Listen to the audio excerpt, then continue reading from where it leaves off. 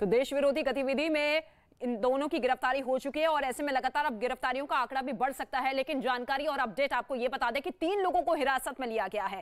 पहले इन 2 मुख्य ट्रेनर की गिरफ्तारी हुई है। इनसे पूछताछ एनआईए और एटीएस की टीम लगातार करती हुई नजर आ रही है और ऐसे में अब 3 संदिग्धों को हिरासत में लिया है। जानकारी मिल रही है कि 3 संदिग्धों को हिरासत में लिया है। इनसे भी पूछताछ की जाएगी। पीएफआई मामले से जुड़ी हुई ये बड़ी जानकारी मिल रही है कि पटना से 3 और लोगों को हिरासत में लिया गया है।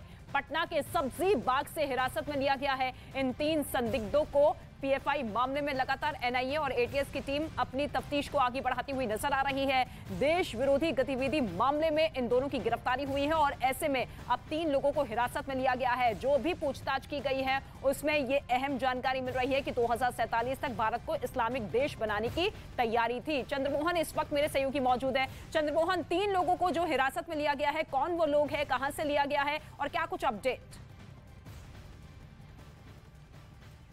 बिल्कुल, देखिए, पटना के सब्जी बाग इलाके से 3 लोगों को अभी हिरासत में लिया गया है, जिनसे पूछताछ की जा रही है। साथ में पटना पुलिस और एनआईए की टीम मौजूद है और उसके बाद पूछताछ के दौरान एटीएस की टीम भी वहां पर पहुंची है। साथ ही जिन 3 लोगों की पहले गिरफ्तारी हुई थी, उनसे पूछताछ के आधार पर इन 3 लोगों को अभी पटना के सब्जी बाग इलाके से हिरासत में लिया गया है। तो ऐसे में समझा जा सकता है कि पूछताछ जैसे जैसे आगे बढ़ रही है, उसके आधार पर लोगों को गिरफ्तार किया जा रहा है, उनको हिरासत में लिया जा रहा है और ये फहरिस्त लंबी हो सकती है, जैसा कि जो एएसपी हैं वो साफ तौर पर बता रहे थे। और लगातार जो सुरक्षा एजेंसियां हैं, जांच एजेंसियां हैं, पूरी तरीके से चौकन्ना है और लगातार जिन 3 लोगों को गिरफ्तार किया गया था, उन लोगों से जब पूछताछ करके पुलिस आगे बढ़ रही है, पूरी तरीके से चौकन्नी है और सक्रिय है और ऐसे में 3 लोगों को हिरासत में ले लिया गया है और अब इनसे भी पूछताछ की जाएगी। अभी तक 3 गिरफ्तारियां इस पूरे मामले को लेकर हो चुकी है और उन्हीं की पूछताछ के आधार पर 3 लोगों को हिरासत में लिया गया है।